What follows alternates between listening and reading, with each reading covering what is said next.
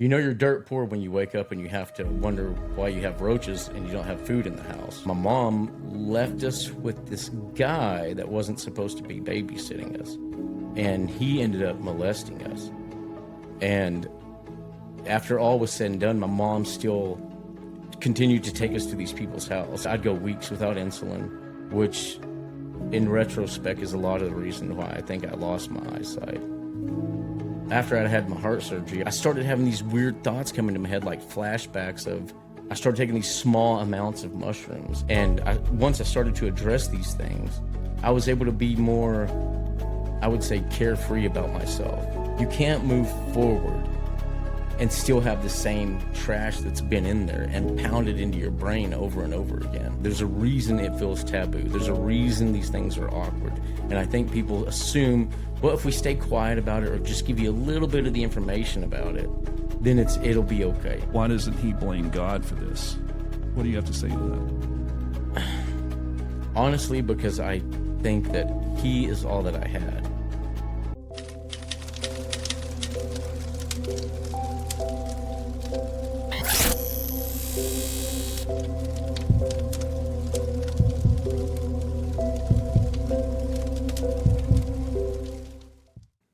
All right, this is the Skeptics Table, part 2. We got Mr. Nathan here with us. Hey. And part 2 of recording part 2, because apparently you're supposed to hit the record button on your Rodecaster whenever you're recording. So audio tends to help. Audio does. It is true. But before we get started, make sure you hit that like button, subscribe. We need to get our subscribers up. Even if you don't like us, subscribe. Why not? Right, Jesse? Yeah, it's free. Yeah, doesn't cost you anything. So, Jesse? Well, it's good to be back. I feel like we've taken too long of a break, but I'm glad to have Nathan back. I guess we'll just jump straight into it since we were already in the middle of a into conversation. Yeah. Yes. Yeah, thankfully yes. we weren't too far. Right. Yeah. Right. So you were telling us, Sam had asked about the woman in the first interview, saying that blind marriages tend not to last. Right.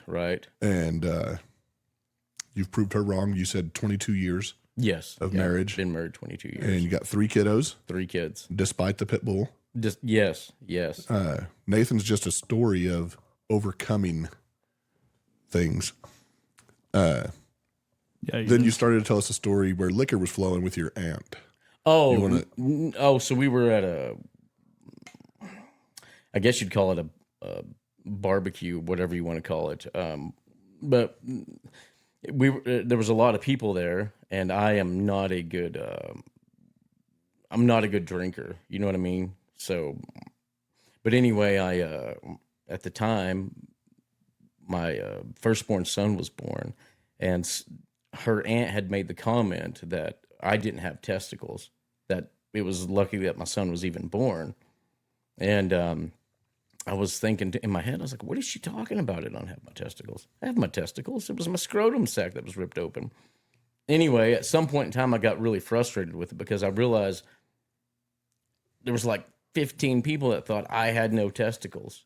And, you know, like I said, I'd had a little bit of alcohol, and I said, look at this, you know, and I pretty much exposed myself, which isn't a good thing to do, but I did. And I think it just shut people up. You know what I mean? They're like, "Oh, well, I guess he does have testicles." So you know, like I said, it was just an annoyance, to be perfectly honest with you. You know, so but you know, we don't associate all the time with those people much anymore. Well, I can't imagine so. Yeah. So, and they probably don't want me back either. You know what I mean? Don't bring him back. Yeah. So since the last interview, Yes. It's been about 2 months. And is there anything, you know, did you end up watching it? I listened to it. Yeah. Okay. Yeah. Duh. Right. That's okay. Yeah. Is there anything, so did you kind of reflect on it? Is there anything that kind of stood out to you, or maybe there was something that you wanted to clarify, or, you know, I'm kind of putting you on the spot here. maybe there's nothing. Maybe you're good with everything you said. Well, I mean, I'm pretty sure there was a lot of details that I left out, like growing up in my life and childhood and stuff like that.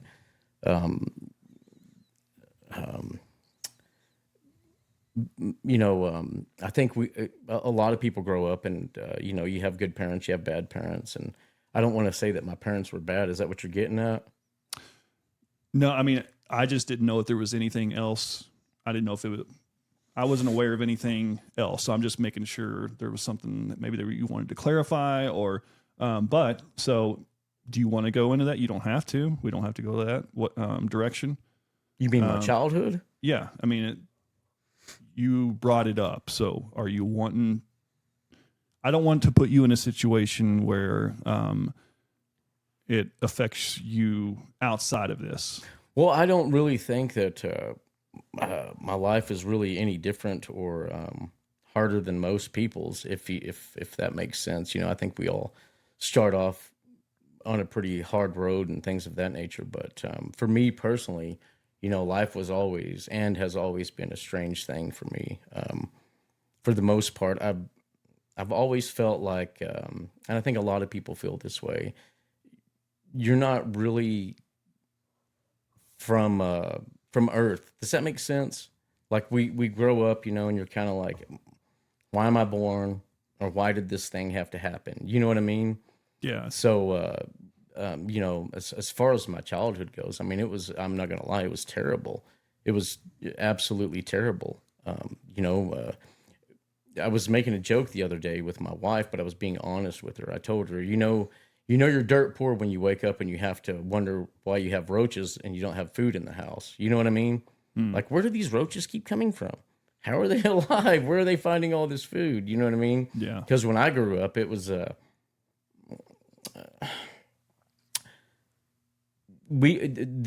whole reason I think actually even went to school was for breakfast and recess. You know what I mean?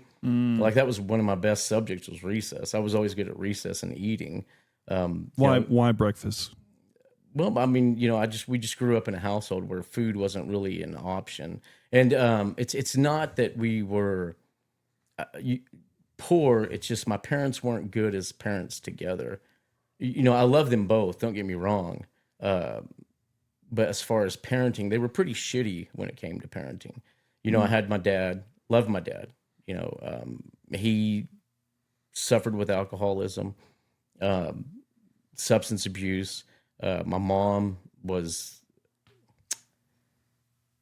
she's just a weird person. Even today, she's still weird. Now I love her, but she's very distant from me. I keep her, I talk with her on the phone and stuff like that. But as far as like visiting or things of that nature, it doesn't really happen. We had a Thanksgiving one time, and I had asked everybody to, if we could bow our heads and pray over the meal. And as soon as I was done praying, my mother actually said, well, now that you're done with that, I'm going to have a real prayer. And she's just kind of an oddball, very, very odd. Well, for example, someone in our family had died, and my parents were going to go to the funeral. And my dad had come home from the military so that he could go to the funeral.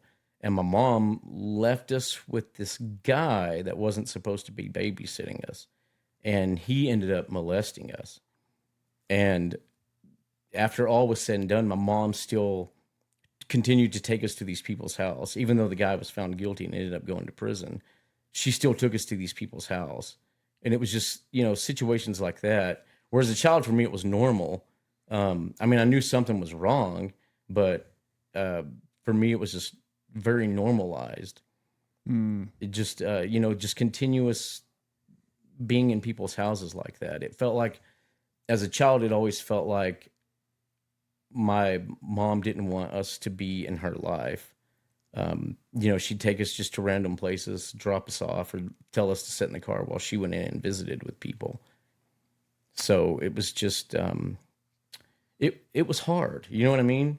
It was just a very hard thing to have to grow up and go through that. And at the same time, having juvenile diabetes, I really didn't understand what was going on with me, and that's probably just due to piss poor management of juvenile diabetes on my mom's behalf.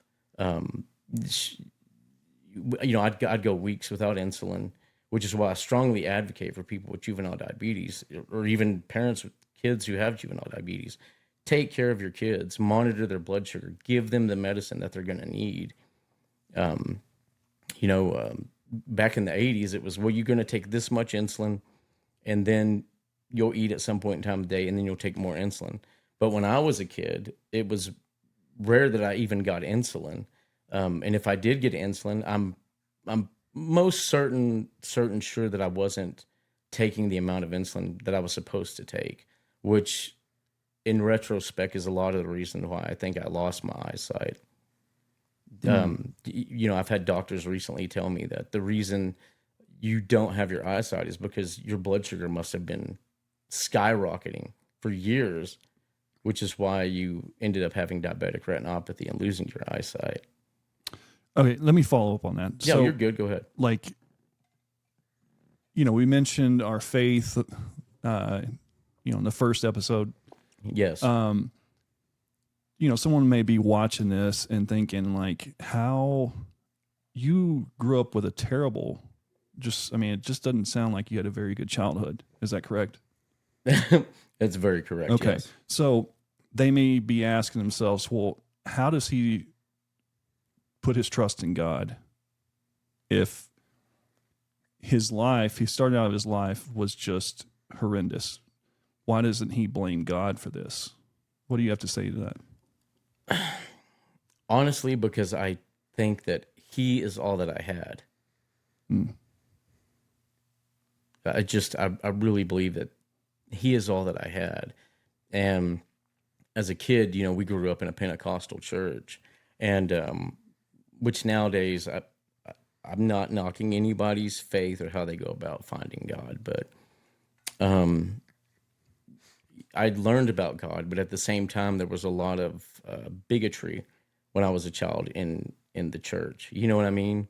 Because as a kid, I grew up in a predominantly black neighborhood, and I can remember my mom telling me, Jesus loves everybody. Jesus loves everybody. But at the same time, she would say things like, Jesus loves everybody, but don't play with those kids because they're black, or don't swim in that swimming pool because that's where the black kids swim.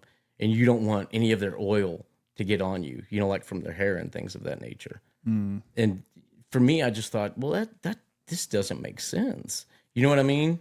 So it just kind of left me in a weird way as a kid, like constantly, like a bipolar lifestyle. How is it that you want to go to church and then turn around and talk negative about somebody because of their race?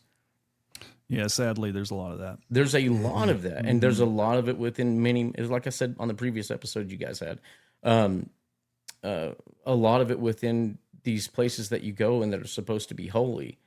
You go to these places and they're holy, but outside of the church, everybody's gabbing and running their mouths about this or about that or about this person and that person. I'd go to church and it was like, well, so and so's having an affair with so and so, but you want to come in here and talk about God and what's right? You know what I mean? And how is it that you talk about bringing the children to Christ, but at the same time you're leaving kids with the devil all the time? And looking back on it now, I guess that was my mindset. How are you so close to God, but at the same time you want to leave your kids with people that are going to hurt your child? And, just trashy people and living in a trashy household. Aren't we supposed to be clean?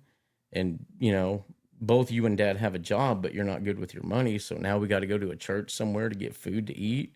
To me, it didn't make sense. No sense at all. So, Yeah.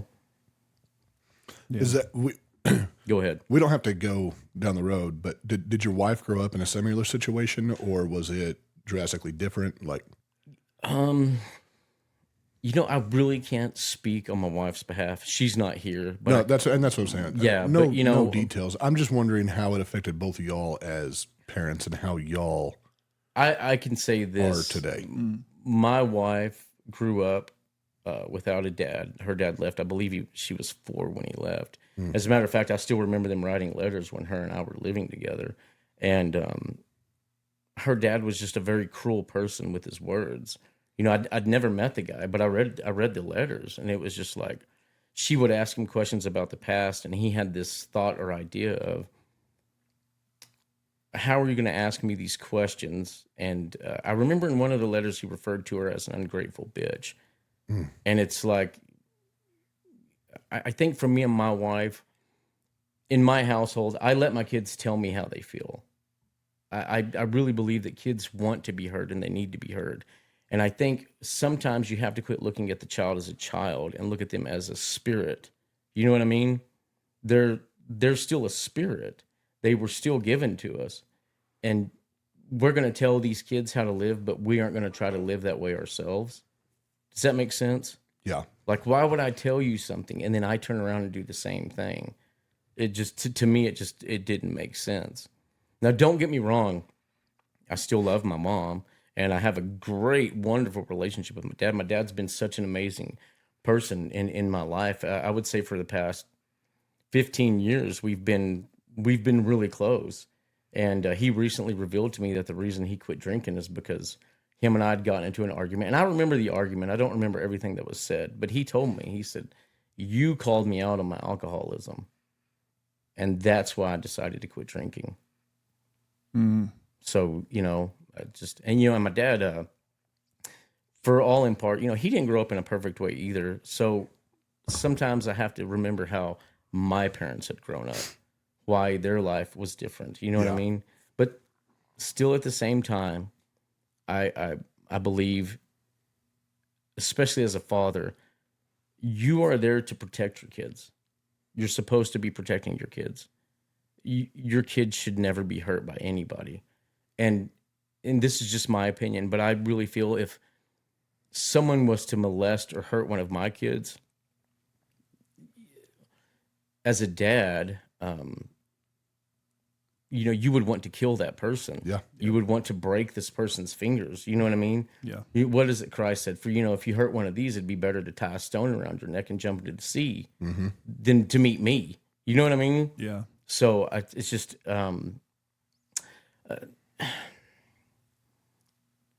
this is just my opinion. I'm a true believer in what you done, what you have done or will or whatever. You have to pay for that. And I really truly believe, especially when it comes to like pedophiles, if you're going to hurt a child, then I think you should really allow the family members to stone you. You know what I mean? Yeah. Because that's just such a hard thing for me. It's such a hard thing for me. Yeah, there may be more situations, but those two things where Jesus, the two memories I have of Jesus getting really upset is the milestone and the money changers in the temple. Yes. You know? Yes. Yes. I'm sure there may be some more, but those are the two that really stand out to me. It's interesting that those two are, you know, he touches, you know, the anger almost, you can kind of feel it yes. in the scripture. Yes. So there's something there to it. Right. Jesus right. doesn't play around. Nope. Heck no, he don't. Not when it comes to his children. Well, it's like I told you in the last episode, you know, he said, I didn't come to bring peace. Yep. You know, man, I'm telling you what, you're messing with him and his people. He didn't come to bring peace. He came to get his people and take them to heaven, you know, to show them the way to get to heaven. So this world is so backwards in its thought process. Everything that we watch or everything the news tells us is all about, once again, it's my opinion, but it's getting people comfortable with the fact that these things happen. And I think, why is it that we need to be comfortable with these things? Yeah. These things should not be comfortable. These things are not right. These things are unjust. You know what I mean? Mm-hmm. There's a reason they feel naturally taboo to you. Yes, exactly. There's a reason it feels taboo. There's a reason these things are awkward. And I think people assume, well, if we stay quiet about it or just give you a little bit of the information about it, then it'll be okay. You go back to your life. We're going to give you your TVs. We're going to give you your phones. We're going to give you whatever it is to keep you happy and docile.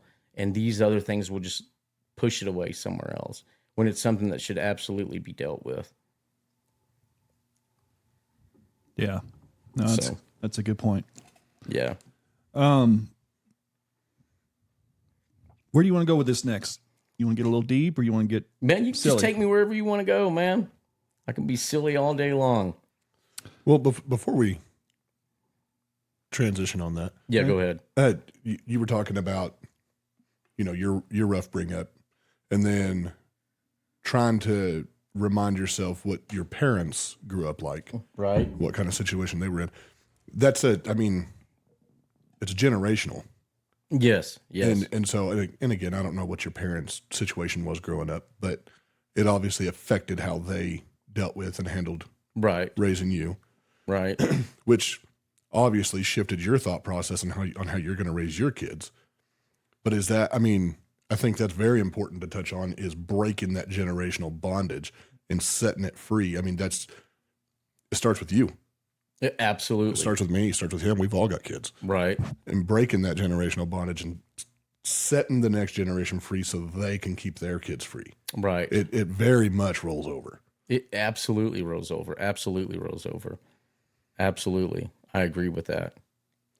Don't know if that mattered at all. Felt like saying No, that. that's good. So what have you? Have you done something, or is it something that you just continue in your prayer life and your walk with God to make sure, like Jesse said, that what do they call those iniquities, right? The generational curses. Well, I often think I really believe in self-fulfilling prophecy, but I often think that when people grow up in a specific way, they have undealt with trauma. And these traumas show up in other ways, be it cancer, autoimmune disorders, and things like that. I believe that these traumas stimulate certain things within our genomes, and they allow our bodies to be ill. So I think when you look around at a lot of people that are really unhealthy, when you're looking at this person, I think it's best to look at them and say, was this a traumatic event in their life that they haven't dealt with? Because after I had my heart surgery, I was born with a deformed heart, and I remember when I was going into the surgery, the guy said something to me about predestined. This is predestined. It's not your fault that this happened. You just happen to be born with. So off of your heart, you have 3 tricuspid valves, and one of them wasn't formed all the way, and the other one was so twisted up there was no blood going through it. And I started losing all this horrific weight, and I started having these weird thoughts come into my head, like flashbacks of my childhood, just these continuous flashbacks. And we can get into that later, but after I'd had that heart surgery, it was like this healing thing started to take place in me. And that's, like I said, that's why I think people, as they're living and growing and becoming who they're supposed to be, they've gone with all these unresolved events in their life. So looking back in the past, I realized I had a lot of unresolved traumatic events that happened to me in my lifetime. And does it make me stronger? Absolutely, it makes me stronger. But I still have to be the dad that I want my kids to know and love. I want to be the real person. And after my heart surgery, they'd end up putting me on all these head drugs because, like I said, I was having all these weird thoughts. I was constantly, Robin Williams talks about this in one of his comedy acts, but after I had the surgery, just all these random thoughts, all these things kept coming up. For 2 years, all I could think about was my death. What was going to happen when I die? How is it that I'm going to die? And I would wake up sweating and just crying my eyeballs out. I thought I went into the surgery and came out of surgery with a vagina because I was always crying. You know what I mean? And you can laugh at that. You can laugh at that. But it was just so terrible. And I remember going to the doctor, and they were like, "Take this drug. We're going to give you this drug. We're going to give you this drug." And I just ended up becoming this overweight. I I wanted to drink beer all the time, and I just was just so miserable, just terribly miserable. And it took a long time to get off of all these head drugs. So when I did get off of the head drugs, I started to make these small connections to myself that there is something in me that must be resolved. There has got to be something in me that must be resolved. Now, the next thing I'm going to say is, I stumbled across people using mushrooms for situations like this, and I took it upon myself, and I did. I waited till summer, and I tried hallucinogens, but I tried it in a different form. I tried them when I was younger, but I started taking these small amounts of mushrooms, and I would begin to really, I was able to feel the things around me. I was able to go to sleep and have these dreams of events that really did happen that I thought in my head, I must have made this up. But then I discovered none of this was made up. I talked with my sisters about it, talked with close friends and relatives about it, and I realized all of these things that happened were things that I needed to address in my life. And once I started to address these things, I was able to be more, I would say, carefree about myself, less uncomfortable about situations, less worrying about what it is that I look like. Because when you can't see, you're always curious, what do I look like? Let's imagine you wake up and you can't see yourself in the mirror. You go to the gym. Well, you still can't see yourself. You know what I mean? You can't do that. I don't have the ability to do that. How long ago was this? Was what?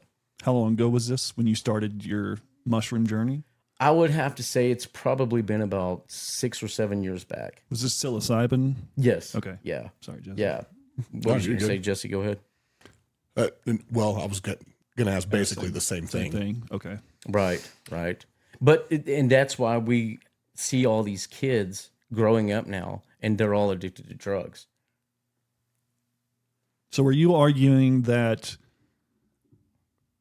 there is some actual therapy that you can receive and from mushrooms? Well, let me go first to scripture. The Lord said, "For I have given every herb to you."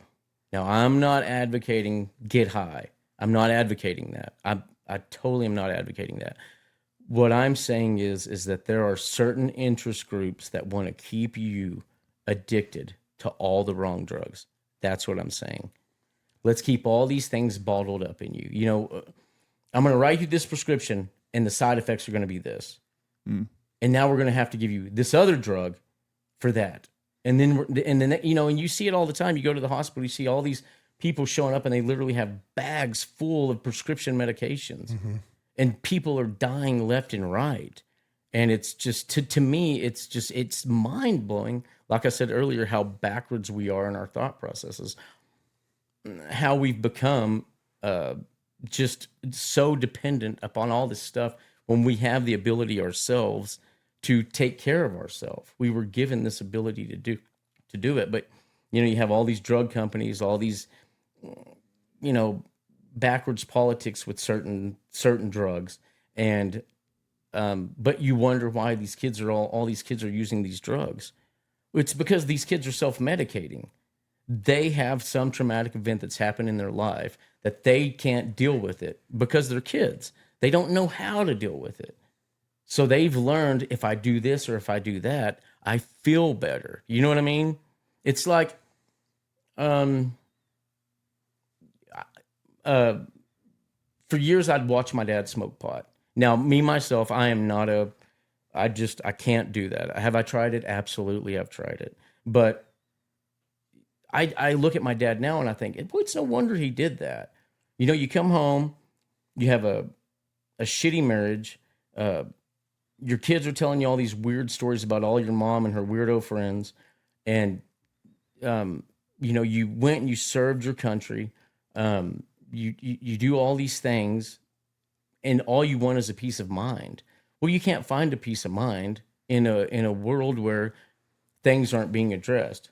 So, you know, you discover, oh man, beer helps. Oh man, if I just smoke a joint every now and again, I'm good. You know what I mean? Mm. And it's just, it's self-medicating is what it is. People self-medicate. So I want to circle back not saying that you're advocating for the psilocybin. No, not at all. Do you feel like you got more benefit out of that than had you not taken it? For you specifically. For me, I really, really do. I really, really do. I really think that your brain begins to create these new neural pathways, and it allows you to get around that traumatic event in life, or it allows you to address that traumatic event. Because there's been times where I've taken it, and you just get this real heavy flood of an emotion. And, sometimes you cry. You don't necessarily know why you're crying, but the body needed you to do that in order to take care of itself. It's like constipation, to be perfectly honest. When you're constipated, you're in a horrific bad mood, and you guys know what I'm talking about. You're in your 40s, you know what I mean? Not yet. Calm down. I could easy there. I wish I could take a dump. You know what I mean? If I could just get some release, and I really think that's one of the ways that I can put it into perspective. Is it's just this true and tremendous relief, and you are so connected to the things around you, and you're able to feel things. You're able to view things different. A sunset becomes so different to you. You're with your kid, and your kid said something that you normally wouldn't pay attention to, because kids are always talking. But sometimes you just really have to listen to what it is that your kid is saying. Does that make sense? Yeah. Yes. But okay, so do you have any concern about possible? Jesse and I think we've had this conversation before. Go ahead. On just the topic of mushrooms and psilocybin, and I've seen some stories where there was this one YouTube video I watched where this Christian did it. This is exactly where I was. Were you? Okay. And he opened himself up to things that were not of the Lord. Right. And right. so how do you navigate the spiritual side of it? Yeah. Well, so I think Sorry. everything should be done in minute amount. Does that make sense? I mean minute. Are you talking about like microdosing? Yes. Or are you Yes. okay. Yeah, that's what I'm talking about. But I mean, if you microdose, you're not going to get the full effect. Okay, but see, like what you're talking and about. that's what I'm talking about. People want to just be high.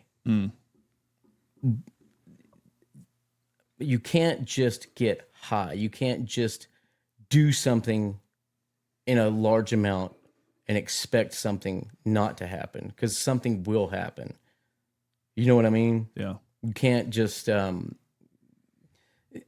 take it upon yourself to do it and then think, oh, I can do this and I'll be okay. You can't do it like that.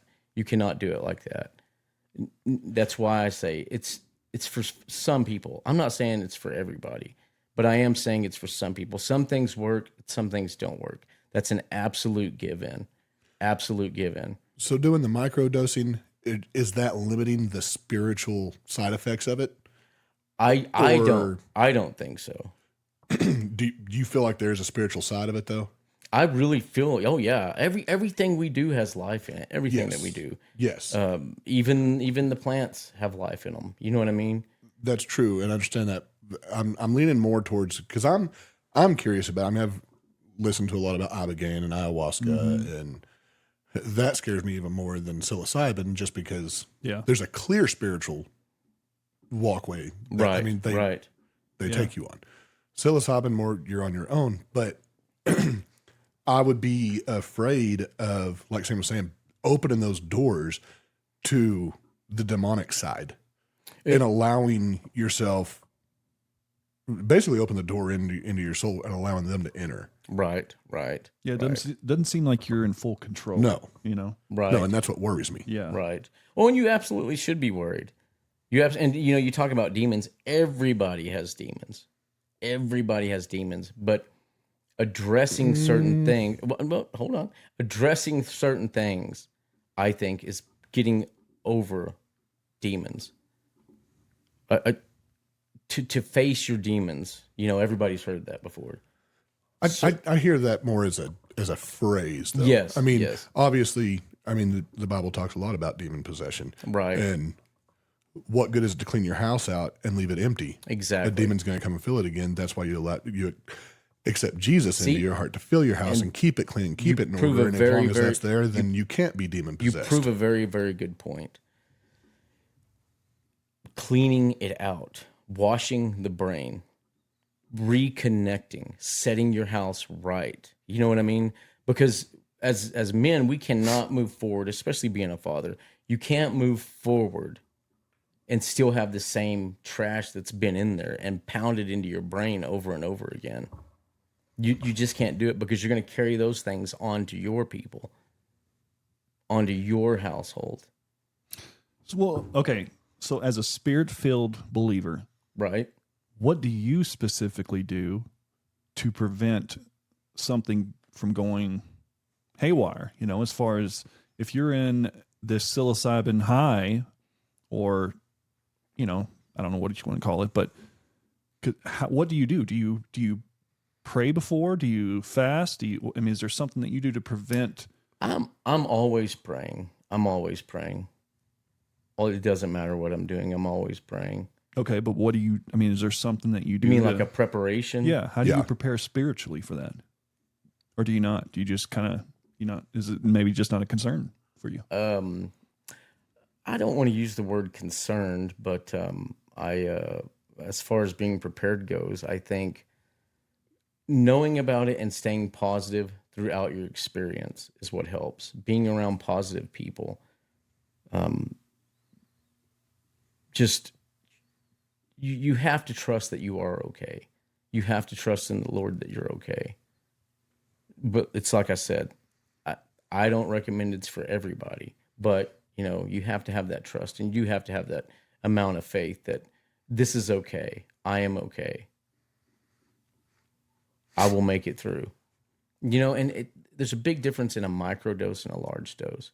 You're not going to be doing this for hours on end. Well, let's take marijuana, for example. I'm sure you guys have gotten high before, but you get high, and then the whole time, the only thing you're thinking is, when is this going to end? You know what I mean? Oh my God, when am I going to quit feeling like this? Am I going to stay like this forever? You know what I mean? I've never experienced that microdosing mushrooms. I've never experienced any like weird things, you know what I mean, or anything of that nature. Not like when I was a kid. Gotcha. Now, I don't want you to feel like we're attacking you on this No, either. you're fine. No. We're asking these questions because we've had this conversation, Right. And it's something we're curious about. Not that I have a very addictive personality, so I have zero desire to do it because Right, I right. don't want to go. I don't want to open that pathway Right. for me, but I am interested in it for other people, and I agree with you on the pharmaceutical side where. Yes, they're trying to keep us addicted to the wrong things. Yes, I do think there are things that are out there that they have banned that are very helpful for you. I just want to know if this is one of them. And you're the first person I've ever talked to that's experienced it. So I'm just full of questions on it. Right. I'm Right. definitely not knocking you down on it. That's Right. I don't want it to seem that way. That's quite all right. Yeah. What was the question? No. there wasn't really No. Okay, well, I mean, since we're on it, would you consider ibogaine or ayahuasca? Obviously, you can't do that here in the States. You'd have to go. Maybe in South for Texas it. here soon for ibogaine.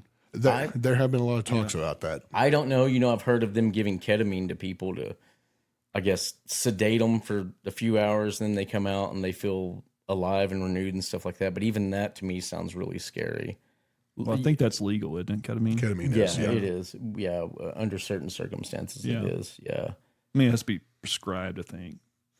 The one thing that I'm really interested in is, and Sean Ryan talked about it a lot.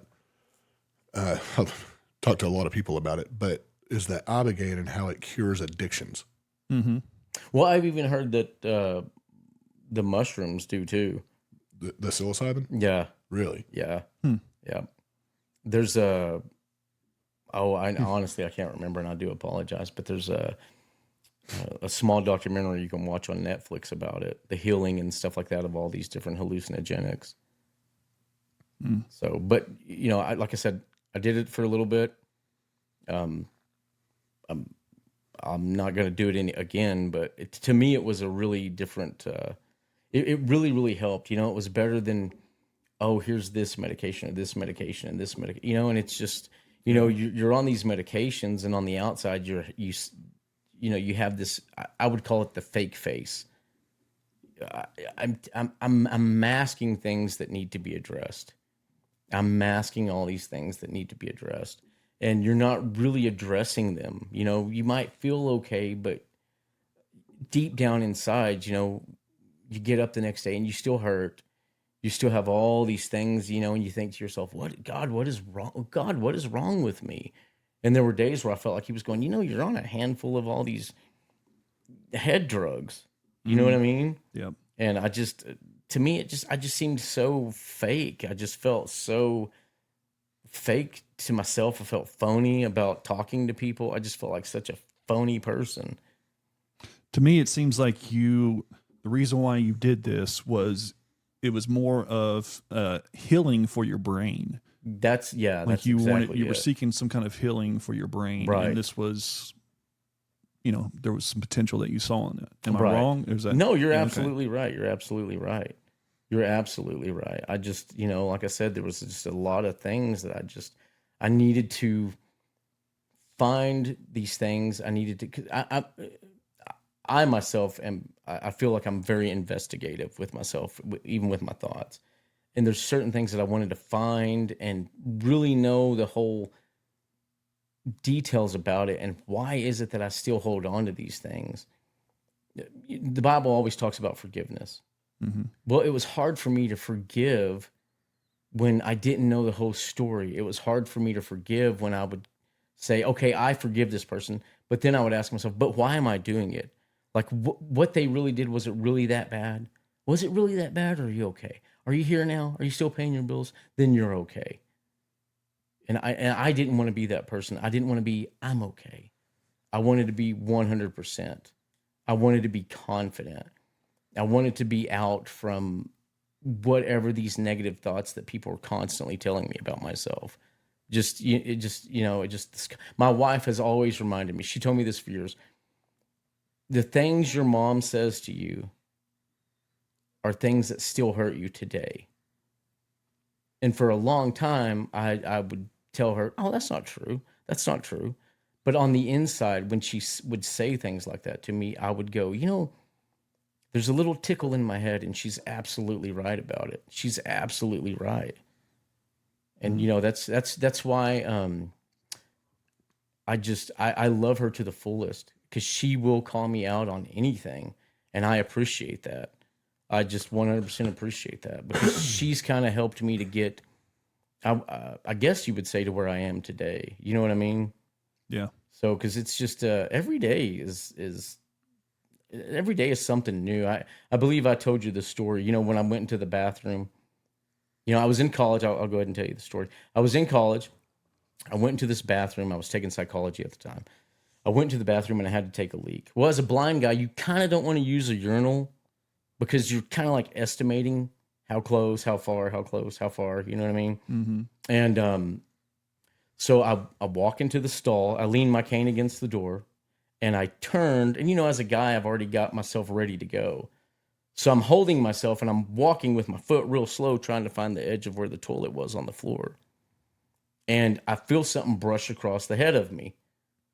And there was a guy sitting on the toilet. He's sitting on the toilet.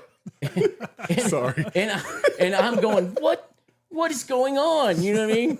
Have I paid for this? You know, it was weird.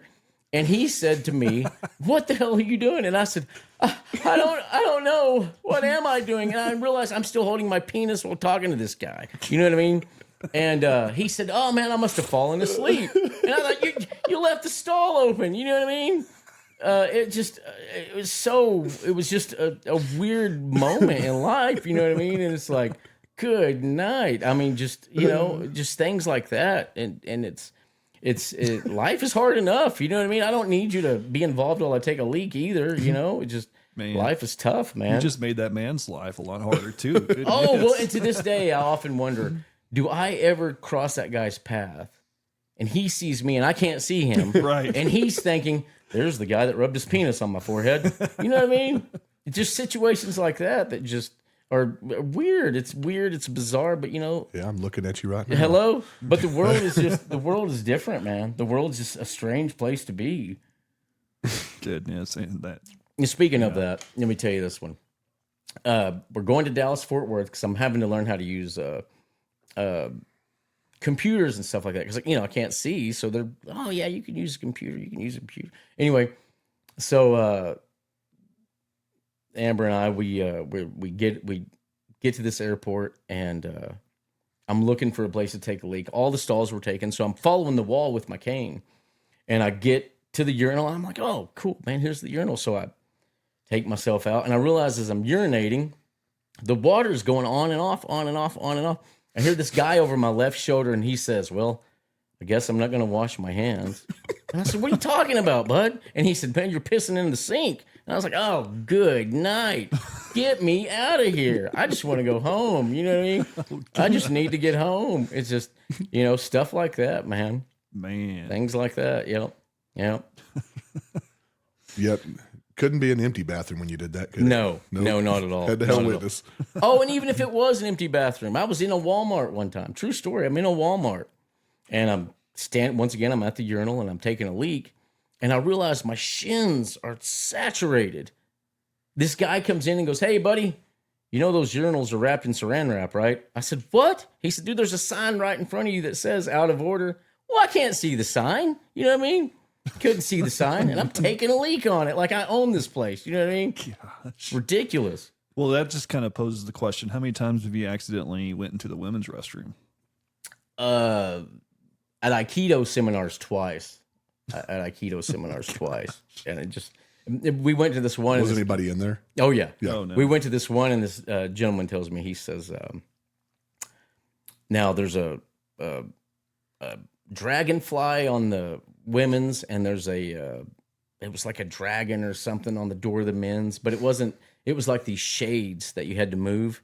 Mm-hmm. Well, I can't see those. You know what I mean? And so I just pulled back the curtain, and the moment I did, I hear this woman going, no, wrong one. And I just thought, oh, God, how embarrassing. Not only for me, but for these other people. Well, Gosh. I mean, There's that. Yeah, there's yeah, that. there's that. There's always that. Yeah. Sorry, I'm still No, you're good. stuck on the college bathroom. Oh well, yeah. Oh man. Yeah. All right. Well, so I wanted to try something different. You ever heard of these lightning rounds? I'm just going to throw some questions at you. You can answer them. One answer question, or you can go in as depth as you want to. Is that okay? Yeah, it doesn't matter to me. All right, here you go. Okay. All right. Funniest thing your kids have said about your blindness. I was getting on to my son one time, and I'm pointing at him, and I'm telling him whatever it was that he was in trouble for. And about halfway through what I'm telling him, he says, Dad, you're talking to the trash can. Oh, well. My bad. Yeah, get in front of me while I'm trying to talk to you, please. Please. Just get right here while I talk to you. Man. Yes. All right. Strangest thing a stranger has ever tried to help you with. Strangest thing a stranger has ever tried to help me with. Well, I've had people try to help me in a car, which that's kind of weird. For years, I was living at these apartments, and we had a woman there that had some mental issues. But in all right, I mean, she was absolutely a wonderful person, beautiful person. But every time I'd go to the Coke machine when I used to drink Cokes, she would want to hit the button for me, and she would always get a drink that I didn't want. And I was always telling her, no, that's not what I want. That's not what I want, but it never failed. Every time I'd go to the Coke machine, she'd pop up. So every time I'd go to the Coke machine, it was always like I'd hesitate and listen for a minute, but she would just appear like a ninja out of nowhere. Surprise! And it was like, oh God, good night. So I had this my wife was asking me, why do we have all these drinks here in the refrigerator? Well, it's because so and so keeps hitting the dang button, you know. But my wife was happy because she drank them, you know. Yeah. But I didn't drink them. But yeah. Okay. If you woke up tomorrow with perfect vision, what's the first thing you'd do? Oh man, that's a good question. I hope this doesn't sound too grass or anything, but I would love to see what my wife looks like, and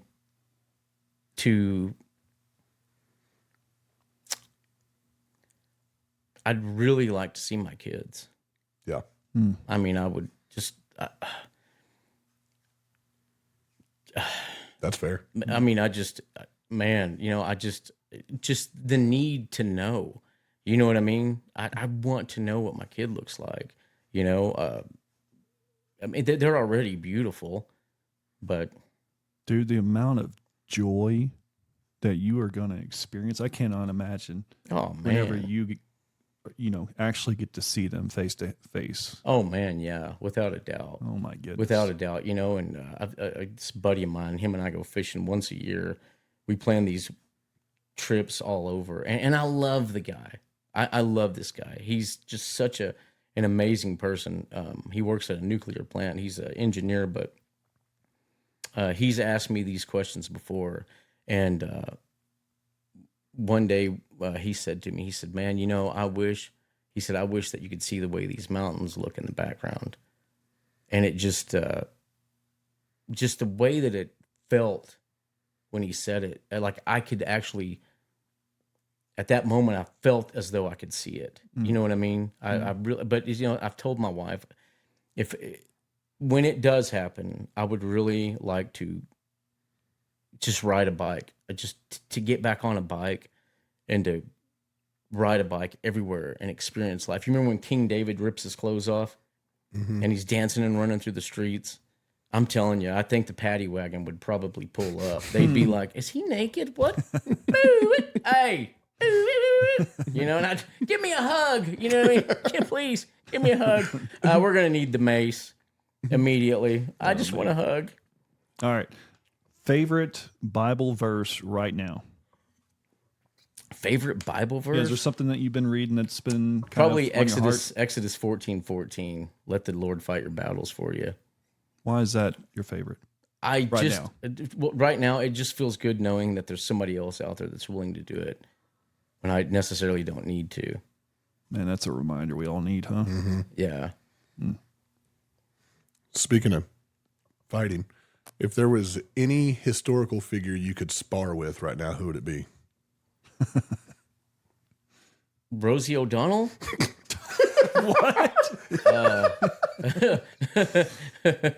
There's Rosie over there. No, it's just nothing against her. It's just, you know, sometimes she says some things that are just like out of the world, like blaming the flood on Donald Trump or something like that. You know, it's like, what, you're going to blame that on Donald Trump? You know?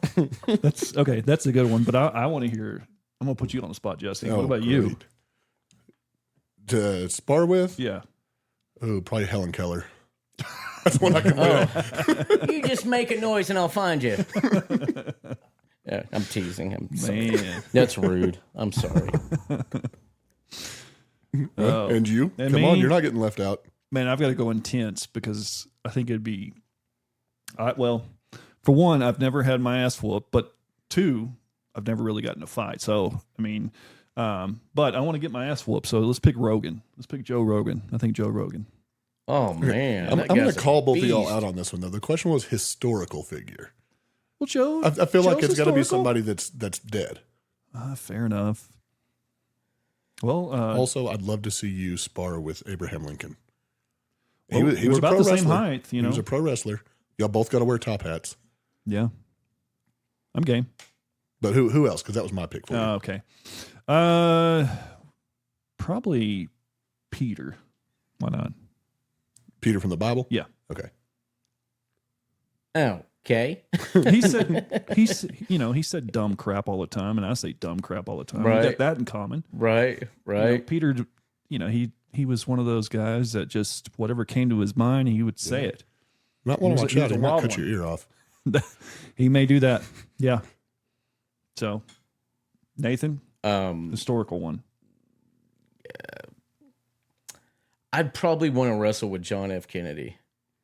That's who I'd like to wrestle with. In You know, Dallas? I'd be like, hey, listen, today's November the 22nd, 1963. Right. Let's take just 5 extra minutes. Listen. That's a good one. What is your favorite sound in the world? My favorite, well, something gross came to mind, but that's it. You know, I think it came to mind on Jesse's end too. I don't. This is going to sound mushy, but Well, okay, for one, you know, that is your primary sense, right? okay. So you got to have a, you know, well, other than have I'm sure y'all you ever have a favorite listened? smell, Have y'all too. ever listened to the band Tool? Only because of you. I'm telling you, man, when you hear Maynard or Adam Jones or Danny Carey banging the drums, any of those guys, there's something about their music that is just, there's so much depth to their music. I just really, Is that the primary instrument you're listening to? Is the drums? Or are you listening, you know, because Jesse's a drum guy. I'm sure he probably, it's one of those things that, do you listen to the drum part? Well, No, not really. I just kind of listen to the whole. Yeah. man, I think they're good single or all together. They're just an amazing mix of everything that needs to be artistic. I got you. So you don't really have a specific instrument or that you're primarily listening to whenever you listen to a song, or you? Honestly, man, I like to listen to all of it. I Yeah. love to listen to all of it. Okay. Man, it's just if you ever hear the song H by Tool, just the way that it starts off to the way Maynard starts singing and then the way that the song ends, it's freaking it's badass. It's badass. Yeah. But That's how Jesse feels about Johnny Horton. Oh, yeah. in 1814 took a little trip. Yeah. Yes, sir. Yep. Up north. That's a good Yes. right. Yes. one. Well, I'm showing my age now. Yeah. Yes.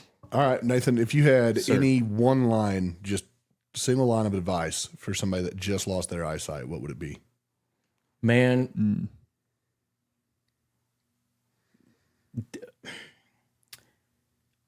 That's a good question. let it be a gift. Just embrace it for what it is and move on. Just embrace it and start to appreciate things on a whole new level. There is years ago, I met a guy that was deaf, and that was a hard relationship because he spoke in sign language. So the whole time I'm talking to him, it just sounds like he's like snapping and doing all these noises, and I'm going, "What the hell is he saying?" You know what I mean? But he told me once that he was hit by a car, and then I started thinking about that. I thought, man, he didn't hear the car coming. You know what I mean?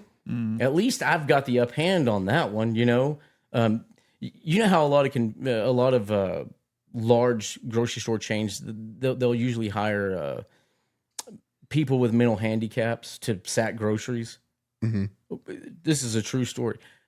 My wife and I were in a grocery store one time, and there happened to be a man that had some mental issues and stuff like that, or maybe even brain trauma. But he said to me, "You can't see."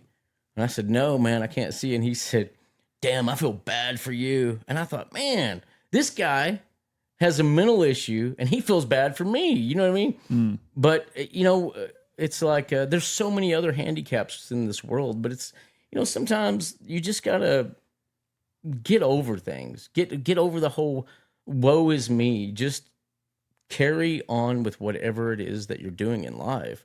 Don't stop. Just keep on doing it no matter what's going on, It's kind of like when you're a guy and you're in the shower for the first time with a bunch of other guys. You know what I mean? And I don't know if I know what you mean on that one. well, no, just hold on. Just hear me out. Hear me out. you get in there and you're kind of insecure, but when it's all said and done, you're like, oh, good, I'm out of this.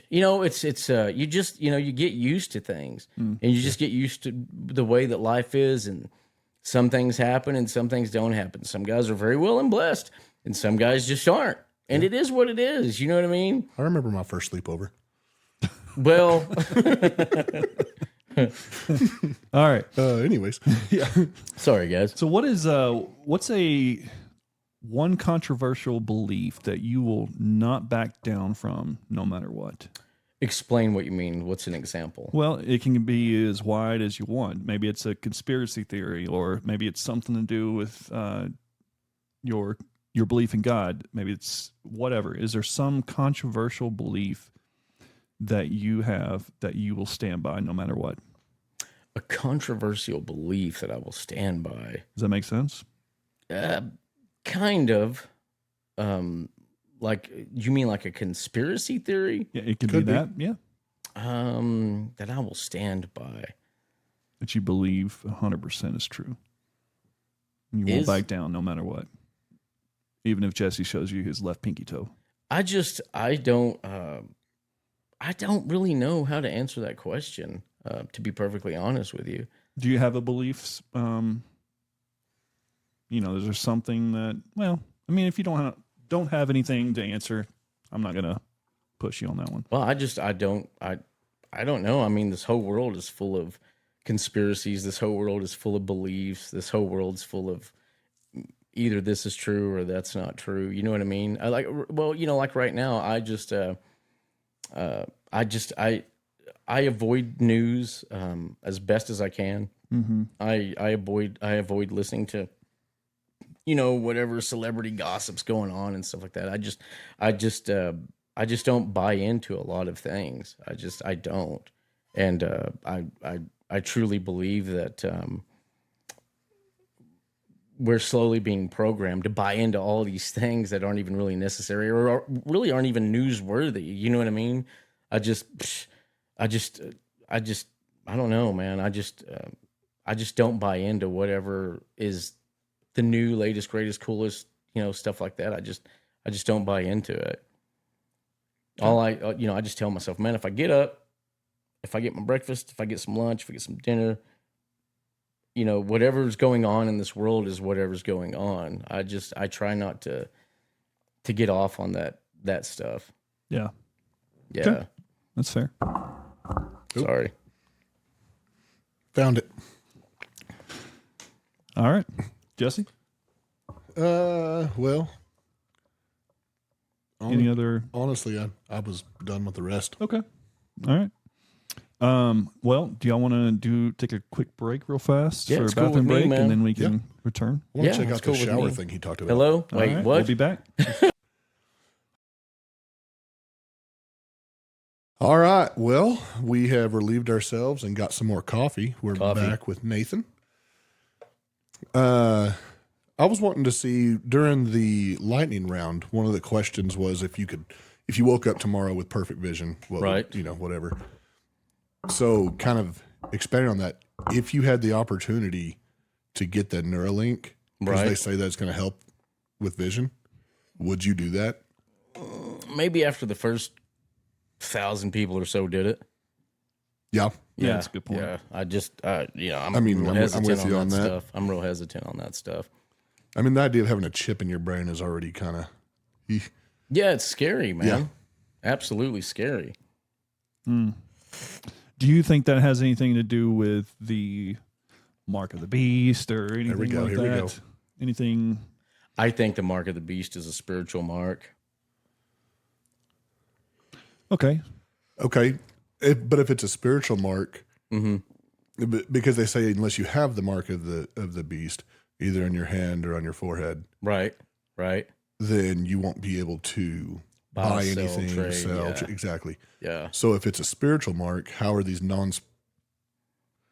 non-spiritual beings supposed to see it? I think it's about what your Just thoughts. your regular people, I guess.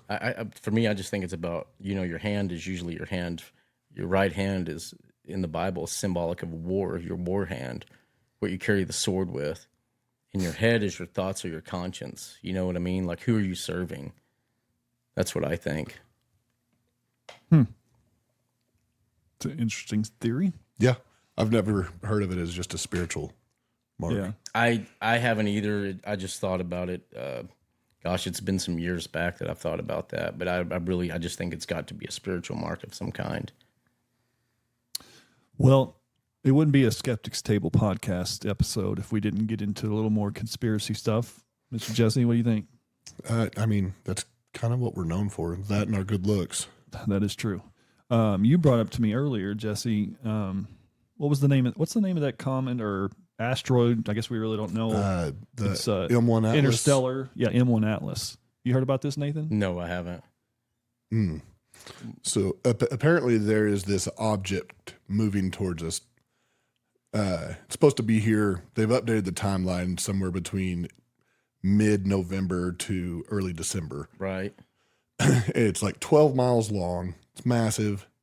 A bunch of Harvard, Go ahead. I'm listening. a bunch of Harvard scientists, I guess, or Right. Yeah. whatever, Right. have come out and said that it is extraterrestrial.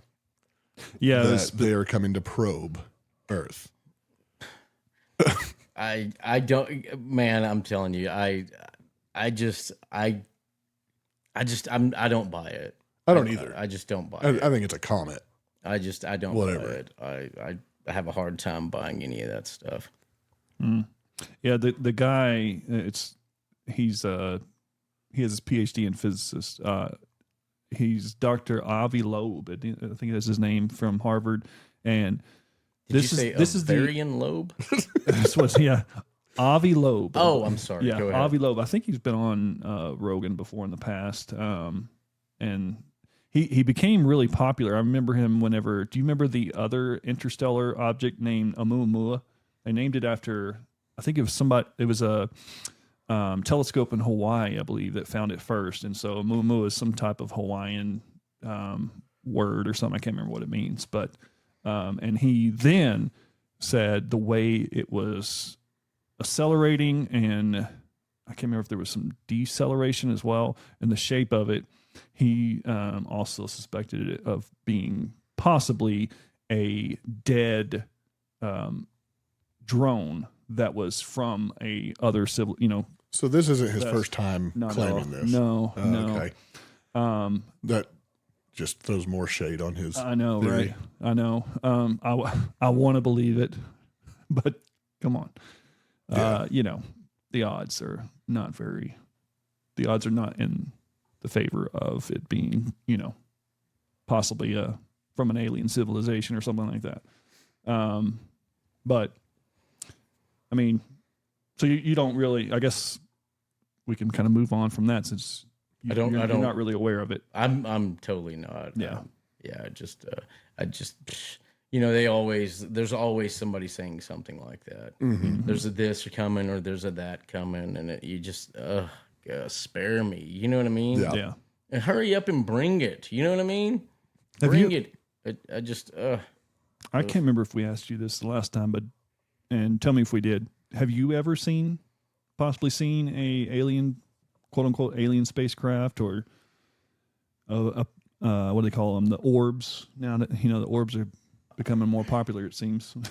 on 2 different occasions I saw something, but I just have a hard time buying this extraterrestrial stuff. I really just and I think I've discussed this before in the past, probably in passing, but if it's spiritual warfare, if there is something, more than likely, I don't think it's from another planet, but I do think that there are certain demonic entities. But I think that they've always been here. I don't think that we've never not had them. I mean, you can read the book of Enoch or go to Ezekiel, and it talks about strange lights and things of that nature. You know what I mean? Mm-hmm. But I believe it's just all spiritual stuff. Yeah. It's more along the lines of my thought process. Well, I mean, if you think about it this way, so do you remember in Genesis? I believe it's Genesis 6, where the fallen angels sleep with the earth women. Mm-hmm. You know what I'm the talking Nephilim. about? Yeah, that's kind of what I I would think that whatever these things are, you know, you hear all these stories.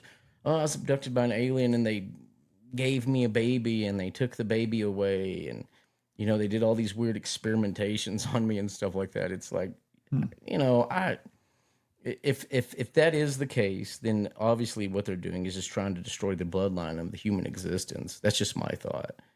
Well, you can't keep the viewer hanging, though. You just said you had 2 episodes of something like this happening where you've seen something in the past. So tell us, what did you see? And were you on psilocybin at the time? No, that was 6 years ago. No, I was 13 or 14, and I was in New Mexico, and we were visiting my stepbrother at the time. And I looked over my shoulder, and I saw like this. It was just like a piece of glass that was just kind of slowly moving in the sky. That's the only way it was. I mean, it Like transparent? no, it wasn't like it was transparent. It was like just solid, like a black onyx looking glass floating is what it looked like to me. Did it make any noise or anything? I didn't hear anything. Nothing. No, I didn't hear anything at all. So you saw this obviously before you lost your sight. Oh So, yeah. I Like didn't how- lose my eyesight till just after 9/11 happened. right. Yeah, Okay. yeah. So that was one time. How old were you? 13. 13. Yes. And then the second time? The second time I was 18. I was driving. I had an old Bronco that I was driving, and I was just at night. You know, I had a real hard time with insomnia. Even today, sometimes I still do. But I happened to be driving down the street, and I saw this. It was, to me, it just looked like a light that was kind of darting back and forth.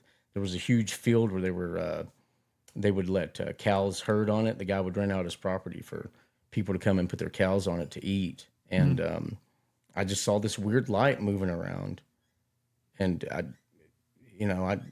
kind of stopped my car and looked at it for a little bit, but it just moved around, and then it was gone. So you don't think it was like an airplane or something like that? No, I don't. Okay. I don't. No, I don't think it was an airplane.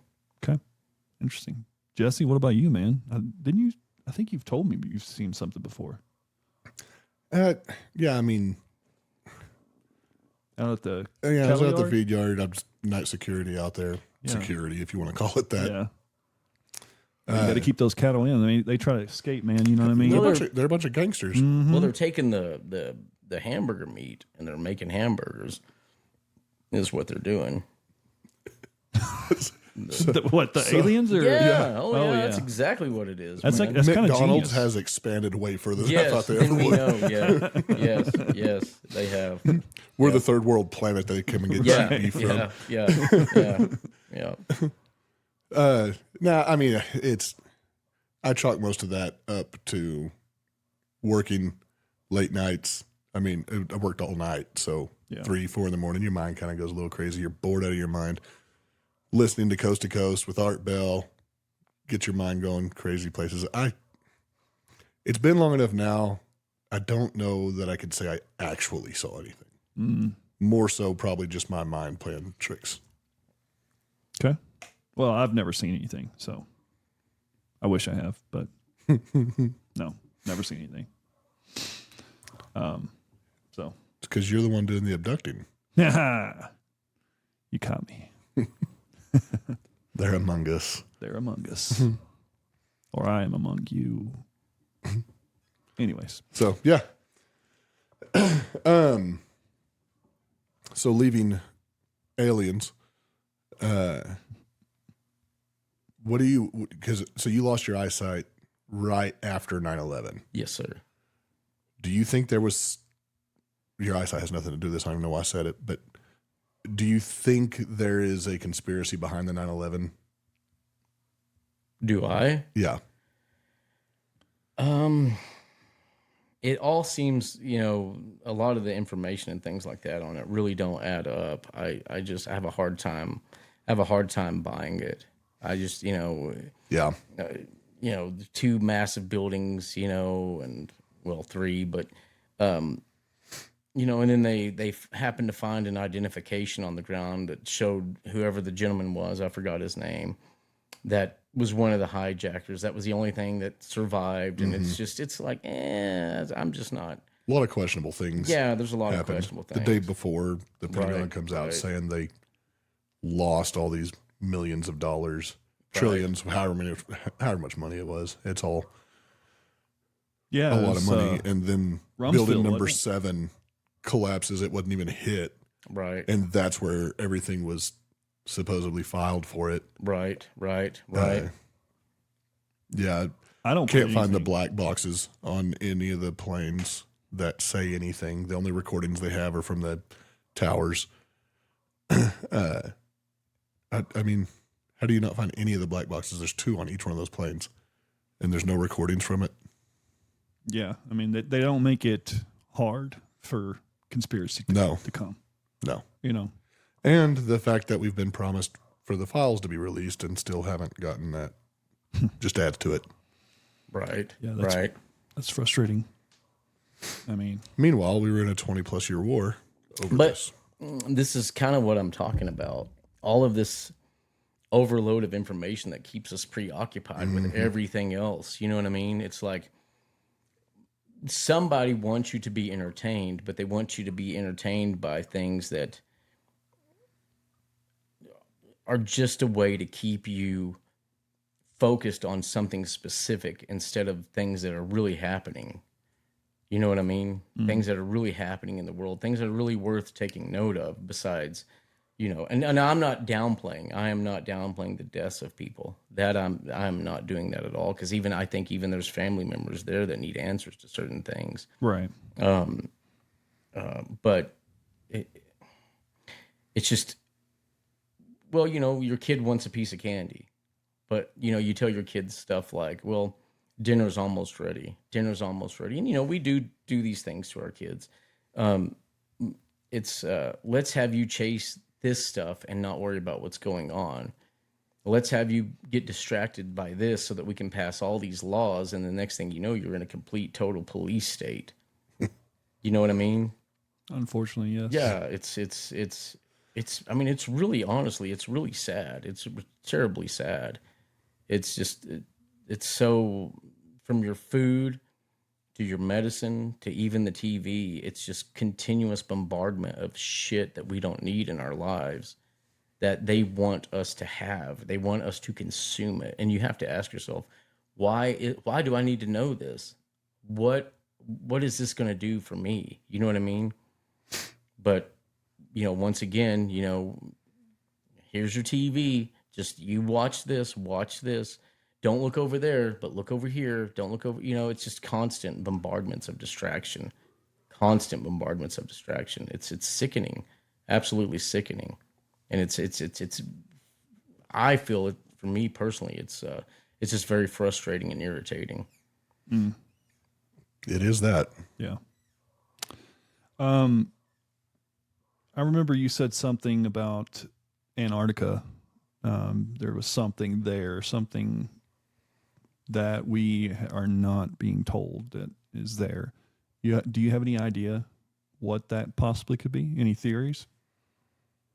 Well, anything that I think about it is pretty much a theory, but I just think, you know, there's reasons you can't look at these things on, you know, like Google Maps and things of that nature, or when you try to look through, you know, cameras on these things, you know, it's blurred or it's not there anymore. You know what I mean? Mm-hmm. There's obviously something going on, but as far as the theory goes as to what it is, I don't know. I have no idea. Well, let's speculate. What do you think? Like, what could it be? Something from regarding an ancient civilization, or is it something? You know, could it be something with a demonic aspect to it, or do you have any idea? Any speculation on that? I know you've thought about it. Yeah, I've thought about it, but my thoughts are just, you know, vague and always changing. If there's, my thought is something's obviously there, but what it is, you know, I have no idea. I don't know. I really don't. You know, I've heard people say, well, there's the Garden of Eden's over there. Well, you know, that'd be kind of cool. You know what I mean? Yeah. You know, but why is it that all these different government entities want to have control over whatever this stuff is, and we're not supposed to know about it? and it's the one thing they can all agree on, and all these countries Yeah. agree, okay, it's nobody's. And Very nobody's allowed to go. Right, right, right. And the, you always hear it's for the safety of the public. It's for the safety of the public. Yeah. It's what do you mean safety? What is it? How come we're not allowed to know about it? You know? Did you hear about that kid getting arrested for going over there? He flew over there. No. He was doing it like a YouTube channel or whatever, but that was his goal. I think he was like, he was either 17 or 19, but his goal was to visit every continent. Well, obviously you can't, but so he flew to all of them on his own. And then whenever it was time to go down there, he got on and radioed saying, "Oh, I have an emergency. I need to do an emergency landing over here." And he flew way out of his way to get there. And then they've arrested him. They've kept him there, whatever. Didn't get to see much. But there's a big deal. People are trying to get him released. Man. But yeah, they didn't play. They're like, nope, you're locked up Wow. for even attempting to go. Goodness. What about you, Jesse? You have any theories? Oh, I have a lot of theories, but none of them hold any weight. Well, anything that you speculate that they're hiding, or could be a giant Skittle factory? I don't know. Yeah, I don't know. I'm with Nathan on this. It's weird that they want to let, but I can't think of anything that is so important that all these different countries would come together to prevent anybody from going. Mm-hmm. That's what makes it so big. I just don't know. Right. Yeah, you would think Kim Jong-un would, screw everybody else. He goes down there but even that crazy guy, Yeah. I don't know. That's something that's very odd about that whole situation, that all countries have agreed that this is kind of off limits. For everyone. Yeah. Oops, sorry. It's all right. But yeah. Okay. Yeah, okay. All right. All right. Uh-huh. Jesse? Sammy? Anything? I don't. No? What is it? I hate that I don't. You don't what? He doesn't, he forgot his snack. Oh.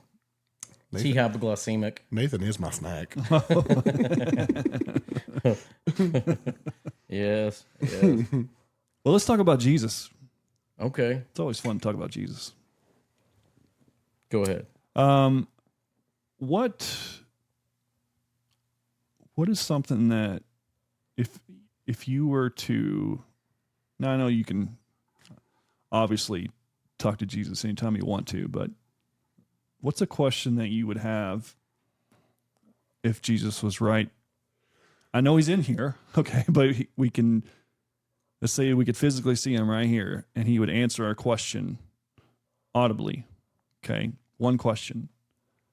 What's that question that you would ask Jesus?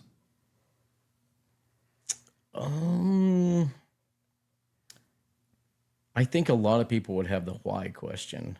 Why this or why that? Why does this need to be this way or why does that be? You know what I mean? Mm-hmm. Why did I have a child born like this? Or, but I really don't think any of the questions that we would have to answer him, even if he did have the answer, I don't think that they would make sense to us. Yeah, I think that checks out. I just don't think, whatever his mind is his mind and it's not mine. And I don't know, you know what I mean? It makes me think of Job, in the book of Job, where even, people were coming from afar to question him. And, people are always filling heads with doubt or they're trying to persuade you in a specific way. But, he stuck to his, Mm-hmm. like really, who are we to question anything? Like, as in the end, is any of these things going to really even matter when it's all said and done? Which is why, I'm always questioning, why is this in the news or why is that in the news? Does this really even matter? And then, here in the world, we're always, since the 50s, it's like, oh, the nuclear warfare, the nuclear warfare. Well, that's been a long time ago. You know what I mean? Why are we still worried about that? I just, I think our biggest worries right now should be, when am I going to eat? When am I going to get a job? When am I going to be a productive member of society? When will I make an impact? Whatever he's doing is what he's doing. Heaven's not on earth, so I'm really not concerned with that right now. I'm worried about this. Well, I couldn't get you to bite on that question, I guess. No. Okay. So let's turn it around on you. Oh.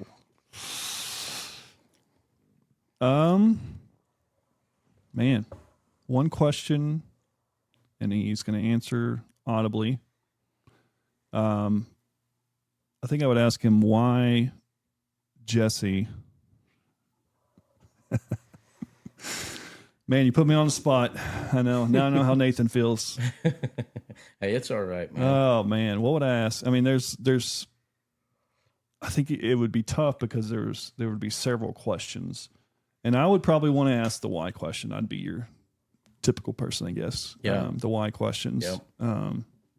That we all want to know. That. But see, but let's face it, we already know the why. It's because the world is full of greedy people. That's the reason why things are.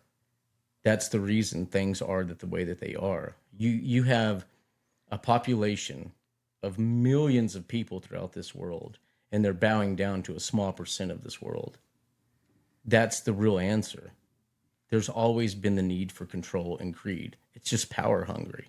That's all it is. What somebody can own, they own you. They tell you what clothes to wear.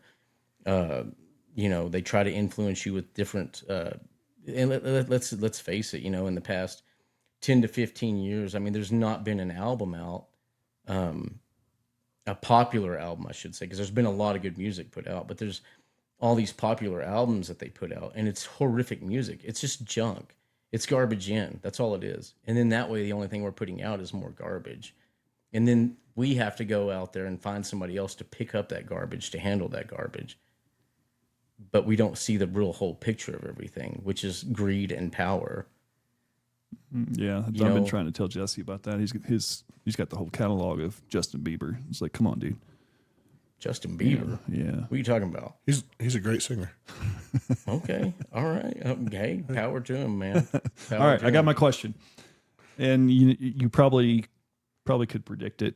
I would want to know, 100%, is there life out there on another planet outside of our solar system? I think that would be my question. And there's other questions, and there's probably more less selfless or selfish questions, but that's a selfish question that I would ask. So there you go. When you say life, I think we're looking at it from a human perspective. What you really want to know is there another planet out there with other beings on it? Right? That's life, though. Yeah. That's, is there another planet, and is there other life on that planet? Well, for me personally, I don't believe that there is. I just don't believe it. I can't.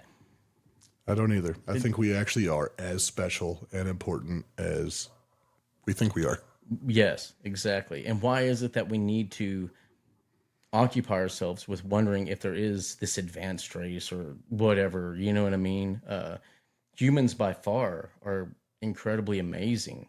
Why is it that we always need to look somewhere else? Well, I think it's part of our design. I think we're designed to be curious. Well, yeah, absolutely. So, we're designed to be curious. Without a doubt, we're designed to be curious. But everything we need is right here in this world around us.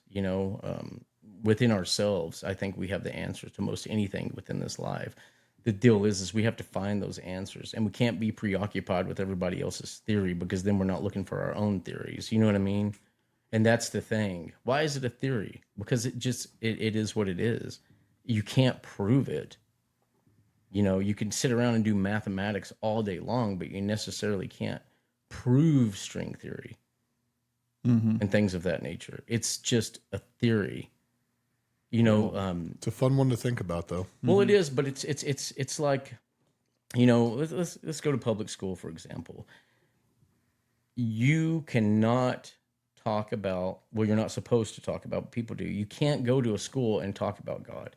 You can't go to school and pray like we used to before school started. You know what I mean?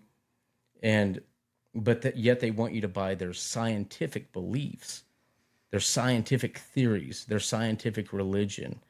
It's all very anti-spiritual.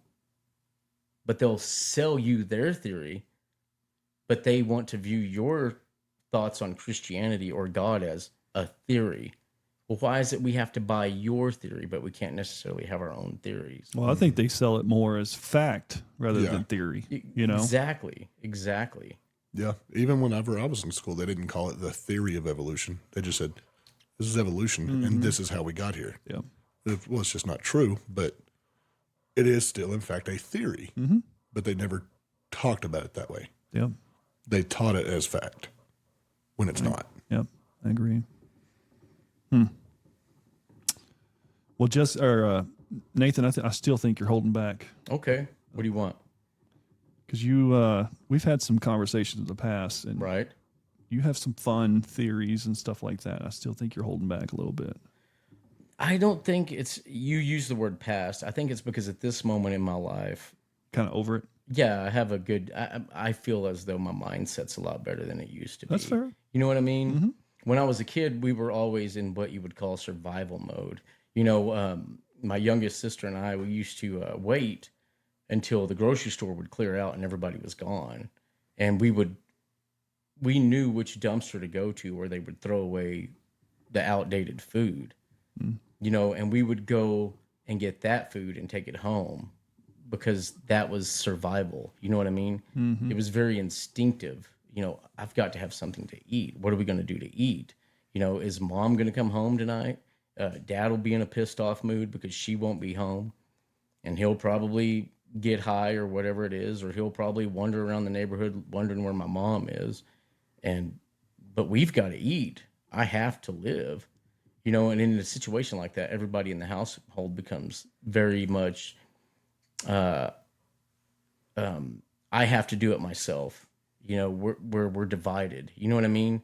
We can't work together, so we're all divided. So now we're in the survival state of, I'm starving. I haven't had food for 5 days. I've got juvenile diabetes. I have to eat. I know my younger sister has to eat. I know my twin sister has to eat. So it was like, we're going to wait. We can get food, and we'll make it for another day. You know what I mean? Saturday and Sunday's coming, so we can't go to school to eat, but we can go find something and hold on to that until the start of the next work week or school week. That makes sense.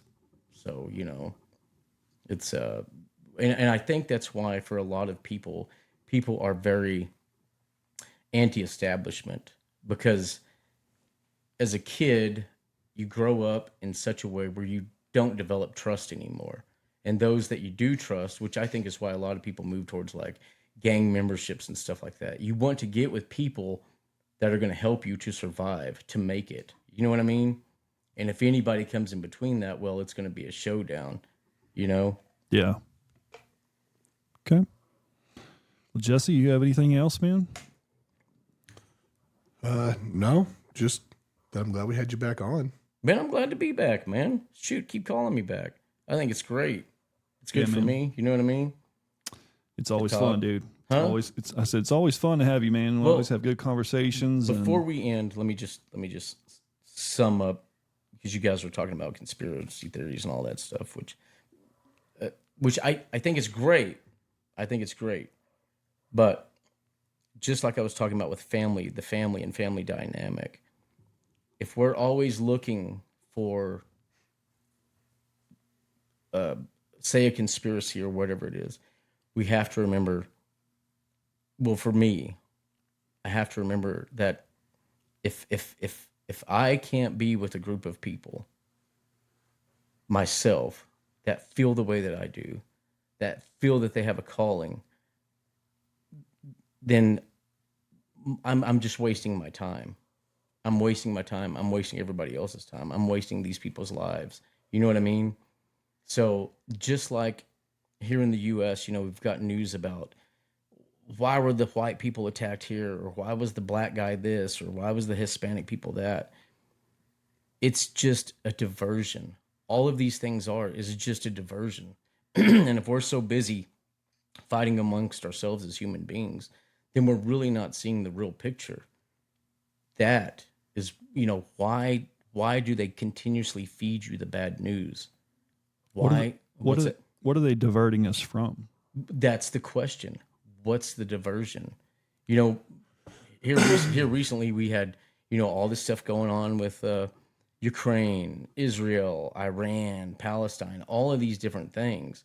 And you've got all these small group of people, very small groups of people, very small-minded people. And I feel bad for those people. I really, really do. They're standing on street corners. They're demanding to make a change, but they're going about it the wrong way because it's become a he said, she said. It's the left wing. It's the right wing. No, it's not. It's not. It's the people themselves. You cannot try to stand up for your belief and then want to bring in some politician's idea or an idea that they have fed to you and you feel comfortable with that idea because it meets and suits your needs and thoughts. And you think you're doing the right thing. No, you're not. You're standing on a street corner. You've wasted time on markers to write something on a piece of paper. Really investigate what it is that you're doing and ask yourself, why am I doing this? Is this purposeful in my life? Let me riot and set my own community on fire.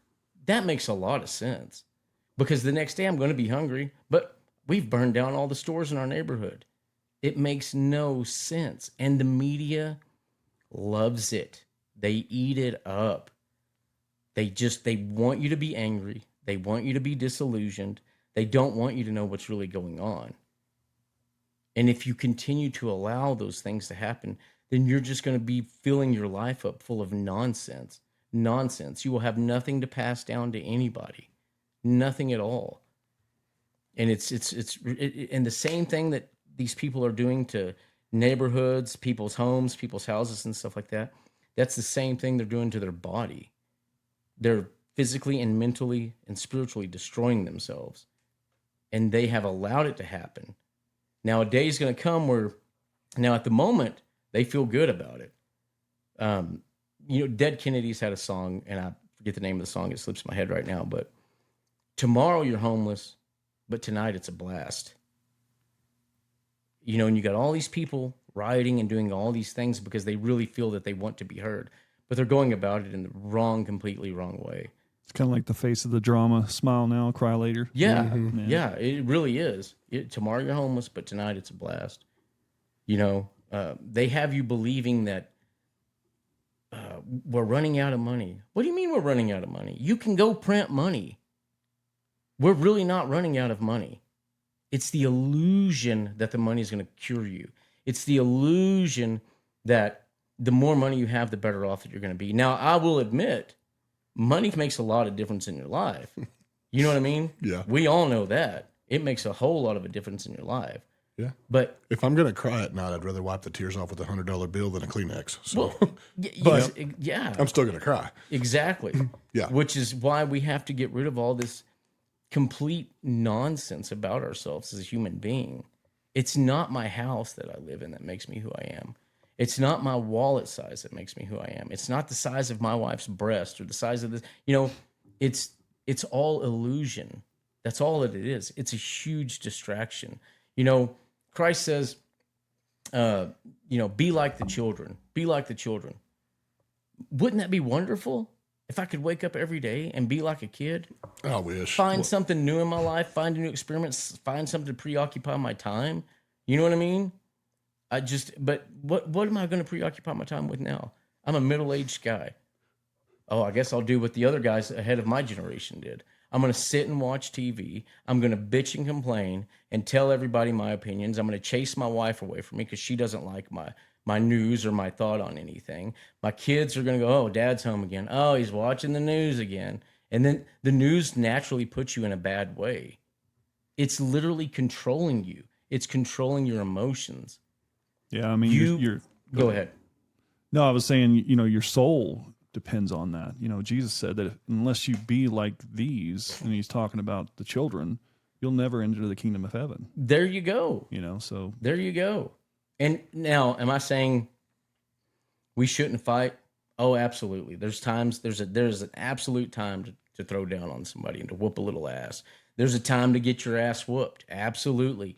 But, you know, we're talking about things, wars, thousands of people dying, possibly the chance of nuclear strikes and things of this situation. And do we really even know that any of that is true? The majority of Americans haven't even traveled outside of the U.S. We don't know if what they're showing you is true. We have no idea. You turn the TV on and it's the same feed over and over and over, and it's pounding and pounding and pounding into your brain. Then you're left with terror, paranoia. You can't trust nobody. And that's exactly what they want. They want you to be scared. And then they go, but it's okay because I have your answer for you. I have the answer. You know, and then you have all these Christians. And if I'm being offensive, I'm not going to apologize. But you got all these Christians, and they're always like, oh, the Antichrist, the Antichrist, the Antichrist. Listen, if people are really reading their Bibles, Christ said, and this is what Christ said, for I tell you the Antichrist is here, and there are many Antichrists. Many of them. Then why are we so busy waiting on this figure to even show himself? It's manipulation in the highest form. It's spiritual manipulation. Where does it say that? What's that? Saying that there are many antichrists. Because I know. I believe it's John. Go look in John 1. John 1, verse 14, I think. I just want to make sure I'm not mixing it. Or just, you can look it up. You know, where does Christ say there are many Antichrist? Yeah, you're faster on the computer than me.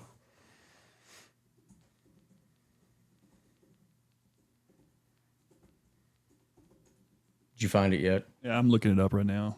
That is so slow. It's in 1 John 2:18. Woo! Go ahead. Children, it is the last hour, and as you have heard that Antichrist is coming, so now many Antichrists have come. Therefore, we know that it is the last hour. Uh-oh.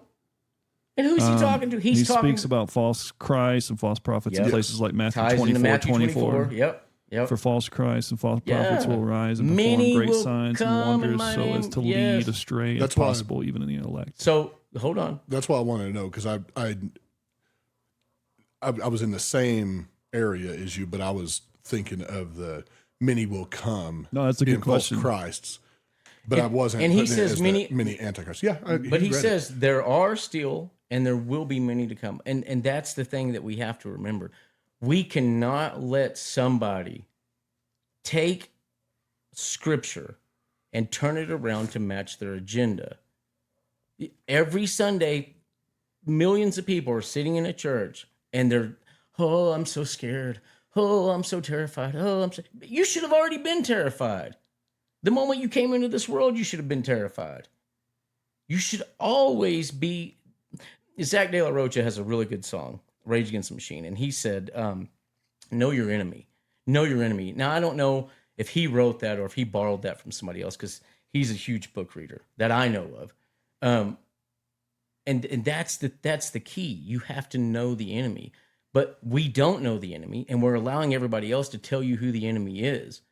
Okay, just to clarify, are you saying we should fear the enemy, or what are you? Maybe I just misunderstood. I don't you. think we should fear it. I mean, that's Exodus 14:14. But I don't think we should fear the enemy, but we should know the enemy. We should know his tricks.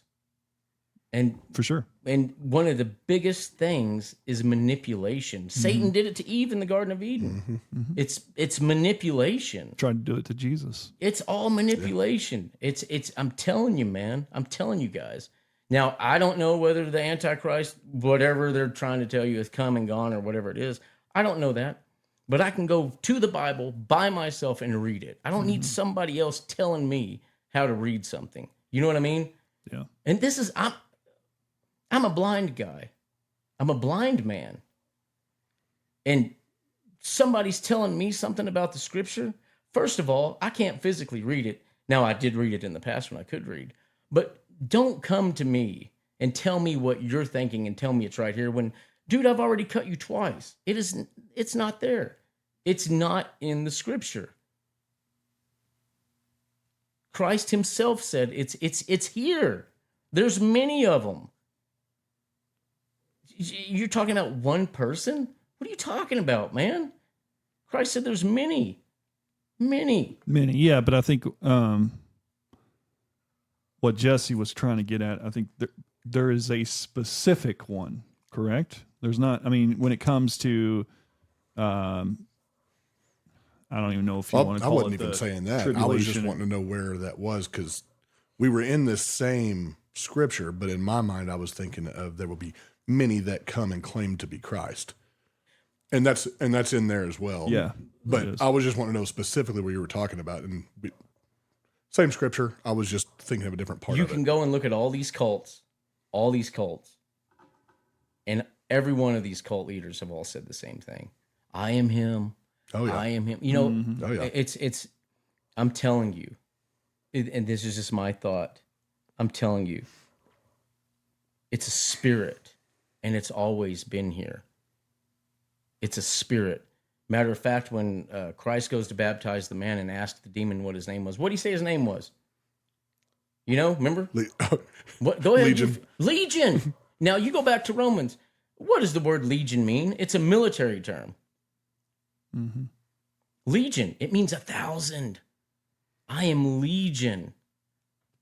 Think about that. And these are the things that I'm talking about. You have to read. If you're going to read something, you need to read it and understand what it's talking about.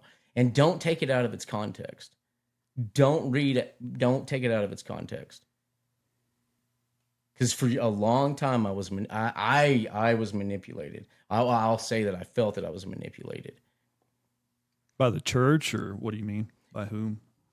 Just by people and, different churches and stuff like that. Yeah. Just, constant manipulation. I remember my young son, he was going to go get catechism one time, or he was going to get to receive his Eucharist. And I remember we were all at the table one night, and I so badly wanted him to pass this test that the priest was going to give him. The priest was going to ask him all these questions and see if he was right yet to partake in the body of Christ. And my young son, who pure as all get out, he asked me this question, and it blew my mind. He said, "How come I have to go to a man to tell me if I can receive Christ?" And I thought, whoa, wait a minute. You know what I mean? Yep. I mean, it really tripped me up. And this was my son, little bitty boy, 6 years old. And it's like, what are you telling me? Hold on, Lord, that wasn't just for him. I felt that was for me as well. Mm-hmm. And it really choked me. I remember after my wife had my third son, she had a horrific cesarean. I mean, it was so bad. It was her third one. And, you guys have met my wife, little bitty petite, little bitty. And I was such a selfish prick. And I feel bad for saying this, but I was yelling at her. She had just given birth to my son. And I said to my wife, if we don't make it to Mass, we're going to go to hell. And looking back, it's like, whoa, hold on a minute. You think the Lord don't understand that she's sick? That she's just gotten out of surgery? And who are you to be jumping up around, throwing stuff around in this room, demanding that she get out of bed? It's just the continuous manipulation of a human. That kind of reminds me when the Pharisees were trying to catch Jesus, I think there was a miracle he did on the Sabbath, right? And they were trying to, a gotcha. Look at there. Oh, he sinned. Yep. He healed this person on the Sabbath. It's like, come on. You could hear Jesus. And Bruh. and let me tell you something know? else. Yeah. Let me tell you something He's else. like, the man was not made for the Sabbath. Sabbath was Yeah. made for the man. Well, Exactly. And here's something else about that. That is just the kind of thing that I'm talking about. And these are the Sadducees and the Pharisees. These are people at the church. Mm-hmm. when Christ came along, he flipped all that on his head. What did he said, get out of my Father's house. You've turned it into a den of thieves and money exchangers. You know what I mean? And let's just take a look at modern, what I like to call Coca-Cola Christianity. Oh, today we're selling this, and today we're buy, spend your money, spend your money, spend your money, spend your money. And it's still the same thing. They say history repeats. Well, by God, you're right. It sure does. It sure does. But the one thing that they have a problem changing is your spirit and your mental thought. The most dangerous thing in this world is a question. The most dangerous thing in the world is a question. Why is that? Well, System of a Down. They have a quote: "Free thinkers are dangerous." Zach De La Rocha, he himself even said, "I know the power of a question." And these things, that's what they don't want you to ask questions. They don't want, oh no, it's okay. You're okay. You're okay. No, I'm not okay. You know, my family's hungry. We're in dire straits. My car's not running. This and that. Wars on the TV. Blah, blah, blah, blah, blah, blah, blah. But make sure you show up to church, and by all means, remember to bring your tithes with you. Bring those two. Bring those two. I'm telling you, man. It's a rook. It's a scam. The Bible has been hijacked by the enemy. They use it against you. They use it against you. You know, George Carlin said something. Politicians like to hide behind the flag, God, and education. The flag, God, and education. And he is absolutely right. He is absolutely right. Oh, it's for the kids. It's for the safety of the kids. It's for your kids. It's for your kids. It's for America. It's for America. It's the best for America. And here's what the Bible says. Here's what the Bible says. Well, on that note, sorry. I started to rant. it's been fun, man. Appreciate you coming back.